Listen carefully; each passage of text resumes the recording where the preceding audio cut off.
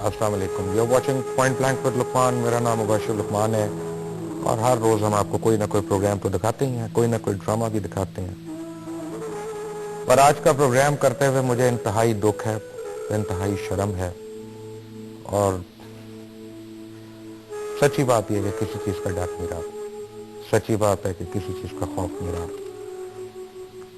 दिल तो मेरा यह किया कि आज मैं ऑन एयर आके पूरे अहले पंजाब, अहले पाकिस्तान को मैं कहूं कि तुफ है तुम लोगों पे, और उसके बाद मैं रिजाइन कर जाऊं।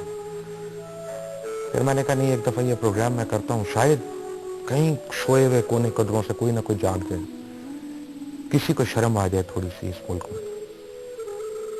आप सोचेंगे ऐसा क्या हो गया आज, मेरे ऊपर पहले कुफर के फतवे लगे, मैंने ऐसा नहीं सोचा। मेरे ऊपर फतवे लगे कि मैं ब्लैकमेलर हूं, मैंने ऐसा नहीं सोचा।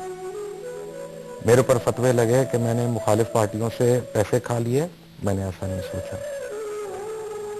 मेरे ऊपर अपना जो है, मेरी गाड़ी को 3 दिन के अंदर 2-2 बारी जबरदस्ती दूसरी गाड़ियों ने आके मारा, एक्सीडेंट किए गए, मैं खौफजदा नहीं हुआ। बम धमाके पहले भी हुए, सिर्फ पेशावर में 12 हो चुके इस महीने में, सैकड़ों लोग मर गए। कितने मरे मुझे तो जुबानी याद भी नहीं, मैंने ऐसा नहीं सोचा। आज ऐसी कौन सी बात होगी। मैं अल्ताफ हुसैन साहब को मैंने फोन किया इस प्रोग्राम पे आने से पहले, और उनको मैंने एक मैसेज दिया। मैंने कहा कल आपने जो तकरीर में वो गैरतमंद पंजाबियों की और गैरतमंद पाकिस्तानियों की बात की थी, वो पता नहीं किस मुल्क में है, पता नहीं किस देश में है। आज मैं आपको उन लोगों से मिलवाऊंगा कि जब अपनी बेटियों की और बीवियों की और बहुओं की लाशें लेने कल अस्पताल गई हैं मून मार्केट के सालने के बाद, तो उनके जिस्मों से अस्पताल वालों ने कपड़े उतार लिए और बरहना लाशें, नंगी लाशें उनके हाथों में दे दी। ये वही पंजाब है कि जहां पे हम कहते थे कि हमारी बहन के सर सरबता उतर जाए तो हम जान दे देंगे। ये वही पाकिस्तान है जहां पे हम नारे तो इतने मारते हैं, सड़कों पे खड़े होकर हम ऊंची ऊंची आवाजों में गालियां देते हैं, लड़ाइयां करते हैं, और जब 40 से 45 औरतों को बरहना हालत में मेंबर्स के हाथों में दिया गया, सरकारी अस्पतालों में, मेयो अस्पताल में, जिना अस्पताल में, शेख जायद अस्पताल में, तो क्या रिएक्शन था आईजी पंजाब का और होम सेक्रेटरी का? क्या रिएक्शन था? पहले आपको मैं वो दिखाता हूं कि जब वो एक अस्पताल से निकल रहे थे तो क्या बात कर रहे थे, देखें जरा।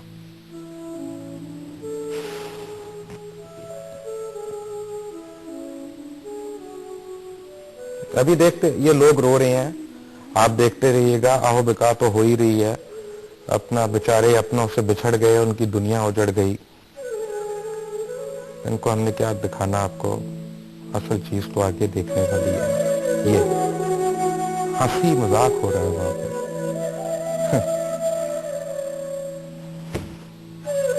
दोबारा देखें, दोबारा देखें, दोबारा देखें।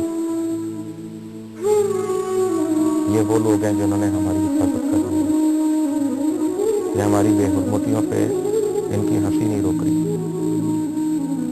हमारी औरतों की बरहना लाशों पे ये रिएक्शंस आ रहे हैं। आपको मैं क्या प्रोग्राम आगे का करूं, क्या प्रोग्राम दिखाऊं, लेकिन खैर जो लोग चले गए, जिनके ऊपर क़यामत टूट पड़ी, उनके लिए भी हमारी जिम्मेदारी है। मेरे पास ऐसी माएं बैठी हैं यहाँ पे जिनकी 5 बेटियों का एक इकलौता वारिस भाई कौन आइसक्रीम की मशीन लगाते हुए जहां पाक हो गया। मेरे पास ऐसे लोग बैठे हैं इस वक्त जिनके एक ही घर में 4 जनाजे उठ गए और उनकी इयादत नहीं करने कोई गया, क्योंकि वहां पे कोई एमए नहीं मरा, वहां पे कोई एमपीए नहीं मरा, वहां पे कोई लीडर नहीं मरा।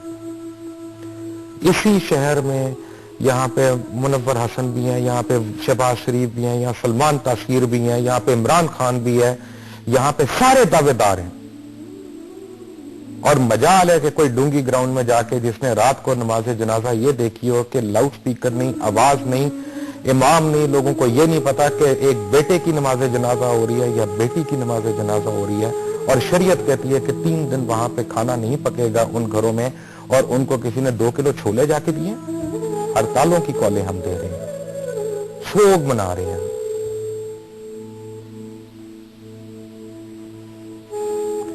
آپ کا میں کیا بشرا بی بی تعارف کراؤں, آپ کی تو ساری دنیا اجڑ گئی. لیکن آپ نے جو عورتوں والی بات مجھے بتائی, ذرا ناظرین کو بتائیں, شاید ان کو بھی پتا چلے کہ ہم مسلمان, ہم پنجابی, ہم کیسے ہیں. وہی جو اپنی آنکھوں سے سب کچھ دیکھا ہے. عورتیں ننگی پڑی ہیں, اس کے اوپر کوئی چادر نہیں دے گی, بلکہ اس کو سیدھی کی بجائے الٹا کر دیا. اور ادھر اتنا کچھ ہوا, ایمبولینس کا انتظام بھی بعد میں ہوا ہے, کوئی انتظام بھی نہیں ہوا اس وقت, کافی دیر کے بعد ہوا ہے. اور میرے بچے کو اسپتال میں لے کے جب گئے ہیں تو وہاں وہی تسلیاں بار بار وہی تسلیاں دیتے رہے ہمیں. ہم اسی دلاسے میں رہے کہ شاید ابھی ہمارا بچہ ٹھیک ہو جائے گا, ابھی ٹھیک ہو جائے گا, لیکن کچھ بھی نہیں ہو سکا.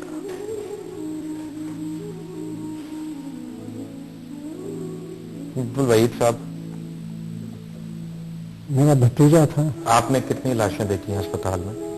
میں اسپتال نہیں گیا, میرا چھوٹے بچے. ہاں جی. آپ بتائیں جی اصغر صاحب. میں جس جگہ ہاسپٹل پہنچا تو وہاں ایمرجنسی کی, تو انہوں نے کہا جی نیو اسپتال سے آپ کو لاش ملے گی, یہاں نہیں ملے گی لاش.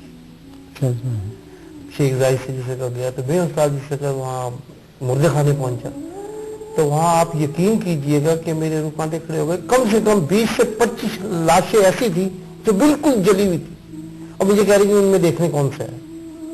میں نے کہا کہ ان میں تو کوئی بھی نہیں. انہوں نے کہا جی بس ہمارے پاس یہی لاشیں آئی ہیں اور نہیں.